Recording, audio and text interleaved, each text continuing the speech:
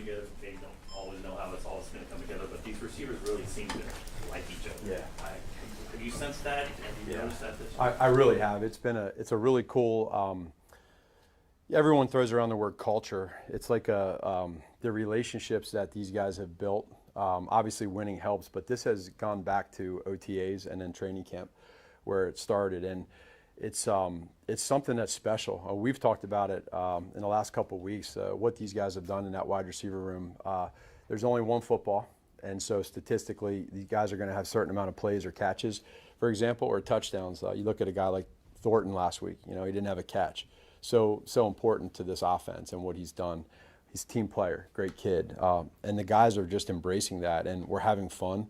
It's selfless football, and it's every day. It's not just pick and choose, and I think that's just a credit to those players for embracing that, understanding it, and then when you win, it certainly makes it a ton of fun. What will it mean to inject Rasheed into what you guys have going on? So Rasheed, his growth from rookie year to last year, unfortunately getting hurt, to now this year, I think the word is just exciting for the optimistic. The kid has done so much on and off the field to better himself, both as a person and a player. And I think you feel that and see that with the love and the friendship that these guys have internally. You see that, you feel it. So, I have to get goosebumps just thinking about when he goes out there and what he does to this offense. And there's an excitement that you have. You got to you remember now, he hasn't played for a little while. So there's a little bit of some realness to it too. But that's the beauty of what Brett Veach and Coach Reed have done with the depth that we have on this offense.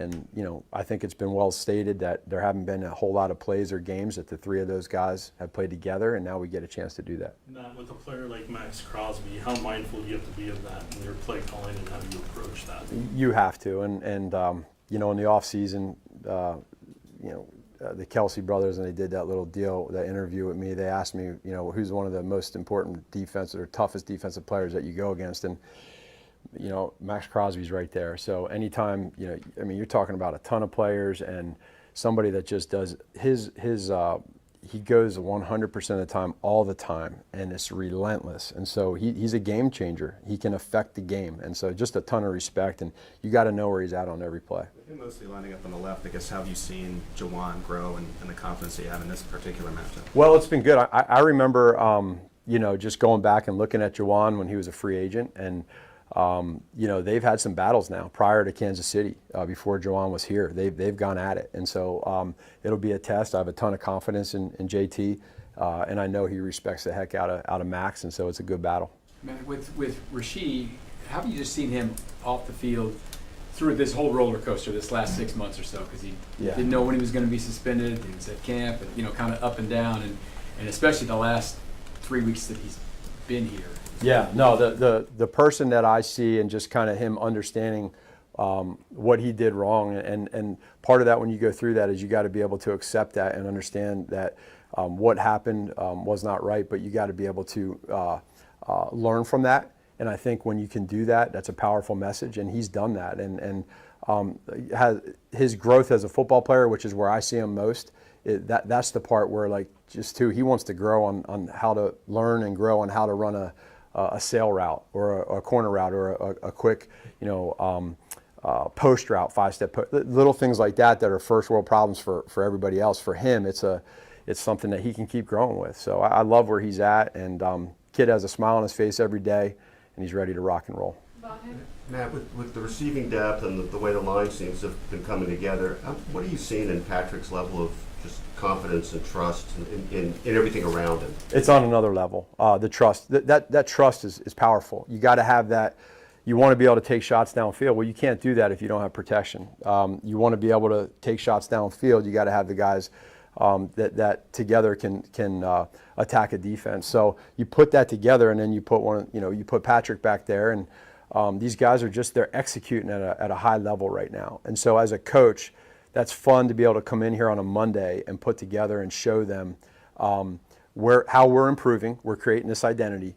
And, I just go back to eliminating those penalties. When we don't beat ourselves and just stay ahead of the sticks, we can do good things. But consistency, you have to be able to do that every week, and you can never get complacent. So those two words, I think, go hand in hand. And if we do that, we stick together, we keep that edge, it can be a special, special year. Do do you think it's fair to say that Patrick's comfort and trust is, higher than it's been in a while with everything around him? 100%. 100%. Last three, start with Sam.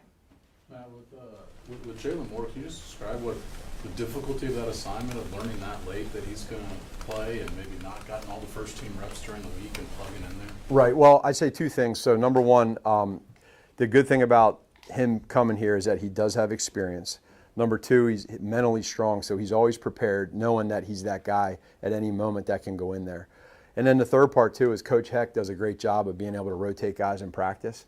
And so you throw all those three together, and then all of a sudden you get kind of a short notice, quick deal that, hey, you're going to start and play against one of the best defensive ends in the game. What a credit to him. And he just stayed true and time tested, and I think it was a pretty cool moment after the game when he broke down the huddle. The huddle was pretty cool. Blair? Your name's been associated with the Tennessee Titans job, not the first time that your name's been associated with those jobs. What do you do with that?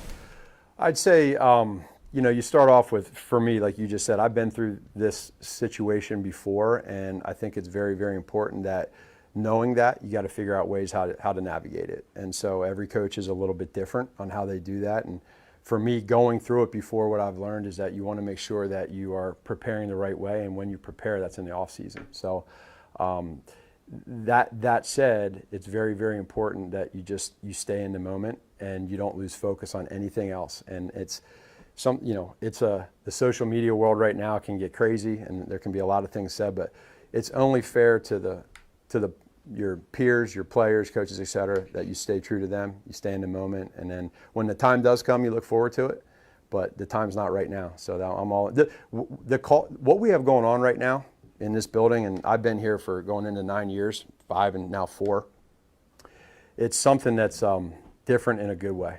And so I love being a part of it. I love coming here, being with these guys every day, and man, it's just awesome. Matt, you did prepare for it in the off season, like this is something. Yeah. That was, Yep. Yeah, I think that's important to do. Last one, Zach. Coach Reed mentioned Mark DeLeon and how he's helped you a little bit from a defensive perspective. Can you talk a little bit about his role? For sure. He's Mark DeLeon again goes back to his defensive side of the ball here with Coach Sutton back in 13, 14, 15 when we were here. And so I think it's a unique role where you have somebody that has an expertise on defense that can come in and really help confirm and maybe tell us we're idiots sometimes when we think we know everything on offense that the defense is doing, and he can maybe help us out some, and he's been great with that. He pours a lot of time and energy into what he does, and I give Coach Reed a lot of credit for embracing that type of opportunity for him, and he's been a huge advantage this year for us. Thank you, Coach. Thank you. Y'all take care.